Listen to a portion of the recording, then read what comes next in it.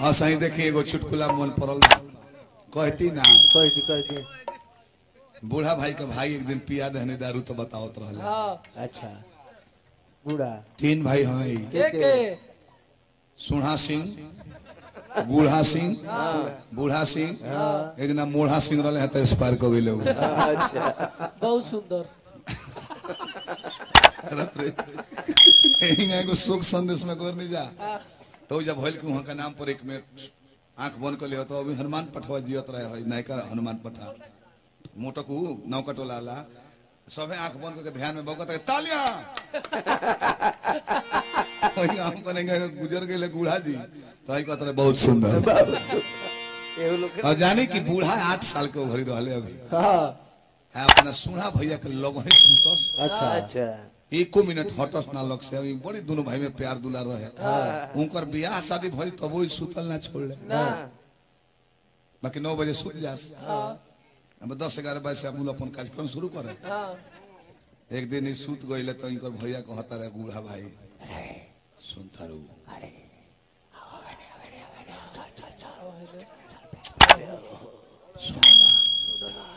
man force के गोली खोले बानी मोट दूसरा कर देता ना बोले करे 500 रुपया देव ना नथुनी किन देव ना गाड़ी किन देव ना हार किन देव 8 लाख के कार किन देव तले बूढ़ा भाई आंख मिचते उठा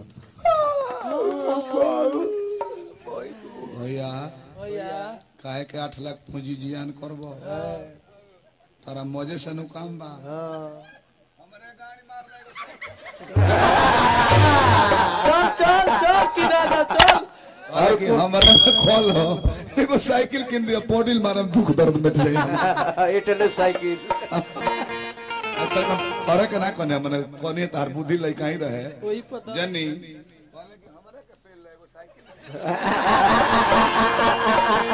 चलो बुआ आई कुल ही बाउर बात कहल जाई नु त लइकवा YouTube चलाओ तर से देखिए सन हां तो का कहिए सन का सोचिए सब मनवा में कि हम कतना बड़का मौगाहन के जामल बनी गोरख भैया गलती कहता नहीं बहुत सुंदर जब भाई सीन देखो सके नचनिया चीते सुतर ले हम सुतर रही है ना रोले एक जना विद्वान साहब बाड़े को कहता रहे कि इतना कस के मुर्की मारी तो मूत दी बोले तो वो करत मान ल कि है कहता रहे कि एथी करब त चुरुक दे हां त एकरा बा तो होइए जाई हौ थोड़ा होई उनका से हम उनका के मारम ऐसे कि कौन की देसीला माल हम हुवर काका सही देसीला हो हां तब का वो काचे है सही में कोनो बीमारी ना होला ना देसीला चीज खाएब नु तो हमें कौन बीमारी कौन कुछ खाली सुजाक सुजाग के डर रही फूल जाई आ हई विदेशी हो हां एकरा में एड्स हो जाई सही कहला तार ओरिजिनल देसीला भाई बूढ़ा आ में कोनो डरो नहीं खे एकरे में तो लइको रहे के डर बनू ओकरा के कतनो 10 बार मिरेली है जाके भर के झाड़ा फिरी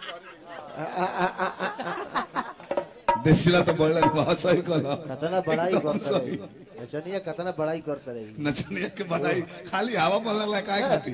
कि तो पा जाओ जड़ा ना रोज पहले ही कहबे नु कि वहां से आई तो खाली गोइठिए तो पाई रहे बकिया बहरिया रही नहीं तो लोग गइल हो जौन बात वन बहरी रहला नीचा बा पुअरा के लूड़ा होते होते और वो मंच पर गंभीर में बैठा था गंभीर कतना गंभीर में बैठा रहे बेटा के रतिया जहां गुनेर हो उनकर भाई हवे